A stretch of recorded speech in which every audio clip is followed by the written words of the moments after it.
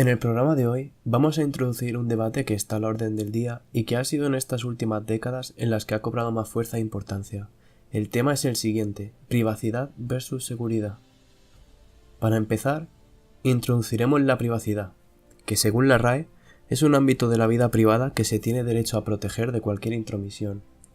De esto podemos deducir que esto es gran parte de nuestra información, como pueden ser nuestros gustos, ideologías, aficiones, rutinas, sueldos, orientación sexual y otros muchos más.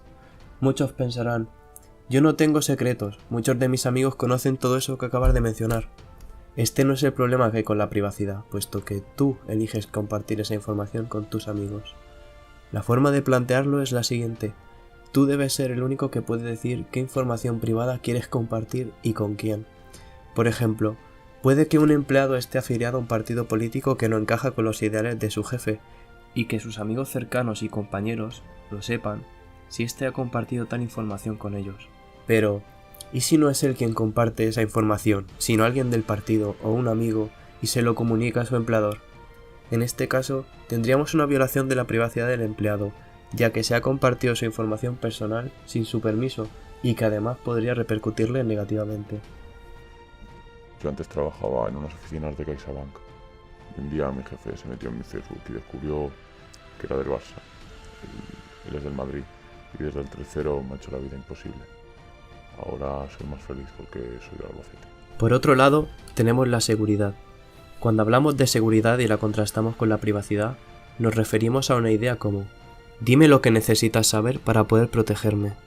Por ejemplo, ¿qué datos personales de los ciudadanos de un país necesita conocer el Estado para poder velar por su seguridad? Es cierto que para poder asegurar nuestra seguridad es necesaria cierta información, pero ¿dónde ponemos el límite a cuánta información es necesaria? Es aquí donde aparece el conflicto entre la privacidad y la seguridad. Por ejemplo, en España todos tenemos un DNI, el cual facilita algunos de nuestros datos personales como nuestro domicilio, edad, huellas dactilares, firma y foto. Con estos datos se hace muy fácil identificarnos, ya que es obligatorio tener un DNI y renovarlo cada 4 años. El Estado siempre tendrá parte de tu información personal actualizada. Esto es diferente en otros países como Estados Unidos, donde no existe un documento de nacionalidad como tal y se utilizan otros documentos como la licencia de conductor y el pasaporte para la identificación de un individuo. Ya en Estados Unidos ha habido escándalos como el destapado por Edward Snowden en 2013, donde reveló la existencia de 2 diferentes programas de vigilancia masiva por la Agencia de Seguridad Nacional. Esto fue justificado por Obama, alegando que es imposible tener un 100% de privacidad y un 100% de seguridad, pues ambas son incompatibles. ¿Cómo podemos lograr, por tanto, que la privacidad y la seguridad coexistan? La respuesta a esa pregunta es sencilla: la Ley Orgánica de Protección de Datos, o LOPD. Esta ley tiene como objetivo garantizar y proteger el honor, intimidad y privacidad personal y familiar. Mediante esta ley se establecen unos mínimos de privacidad, los cuales no pueden ser sobrepasados por la seguridad. Para entender mejor esta ley, vamos a remontarnos a su origen y evolución a lo largo de los años. La LOPD se fundamenta en el artículo 18 de la Constitución Española de 1978, artículo que trata el derecho a la intimidad. La primera ley encargada de regular esto fue la Ley Orgánica del 29 de octubre de 1992, que regulaba el tratamiento automatizado de los datos de carácter personal. A partir de esta ley, se creó la Agencia Española de Protección de Datos en 1993, un ente público con personalidad jurídica propia y plena capacidad pública y privada, encargada de velar por el cumplimiento de la ley anteriormente mencionada y actualmente de la LOPD. Además, la Agencia Española de Protección de Datos tiene capacidad para actuar con total independencia de las administraciones públicas. La Ley Orgánica de Protección de Datos, o LOPD, fue aprobada por las Cortes Generales el 13 de diciembre de 1999.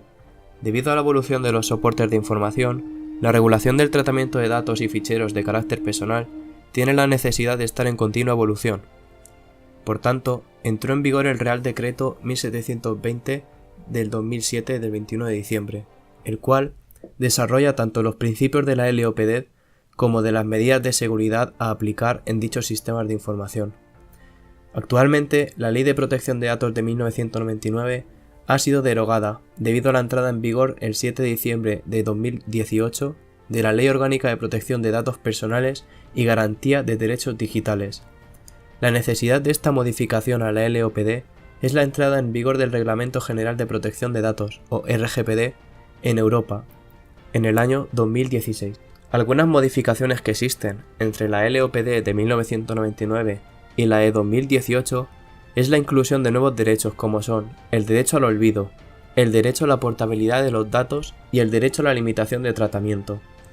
Otros cambios significativos en la normativa es la necesaria incorporación de la figura del delegado de protección de datos o el alto incremento de las sanciones, las cuales pasan de 600.000 euros hasta 20 millones de euros, o el 4% de volumen de negocio, provocando esto un gran impacto en las empresas a las que estamos acostumbrados a ver cómo incumplen esta ley.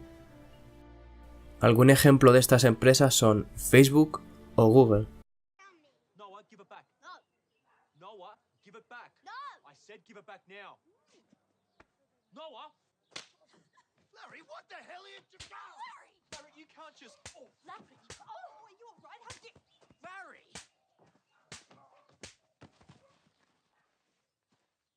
Actualmente, esta ley orgánica, la LOPD, es la piedra angular encargada de establecer un equilibrio entre privacidad y seguridad. Con el paso de los años, las tecnologías avanzarán y con ello nuestra privacidad disminuirá, lo que provoca una gran importancia en la evolución de las leyes que controlen todos los movimientos de nuestra información. Una de las alternativas para tener la máxima privacidad podría ser el uso de las llamadas redes Tor, redes en las que podemos navegar de forma anónima lejos del control de las grandes empresas y gobiernos.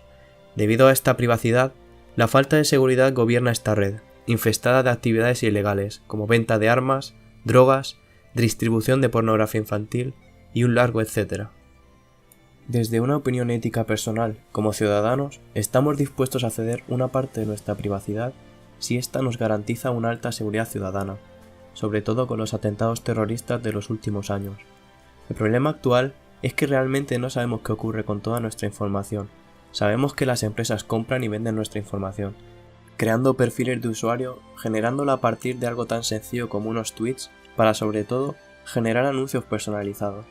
Además, sabemos que el Estado puede acceder a nuestra información, lo cual veríamos completamente bien si se nos asegura que esa información solo será usada para fines éticos y que se recoja la información justa y necesaria para, por ejemplo, evitar ataques terroristas. Está claro que es necesario tener cierta confianza en el Estado para poder estar tranquilos mientras tratan nuestra información, y no sabemos además hasta qué punto la utilizarán. Esto es muy difícil, y además dudamos de su eficacia, sabiendo que, por ejemplo, el gobierno espía y crea perfiles ideológicos con fines poco éticos. Y que además, una tercera parte del terrorismo que se juzga en la Audiencia Nacional son tweets, retweets y chistes.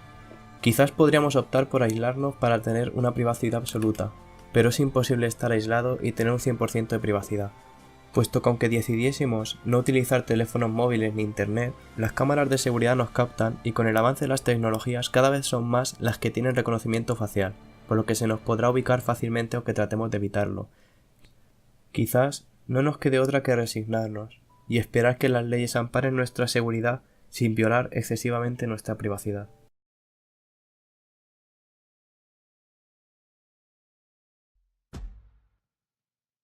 No hay privacidad.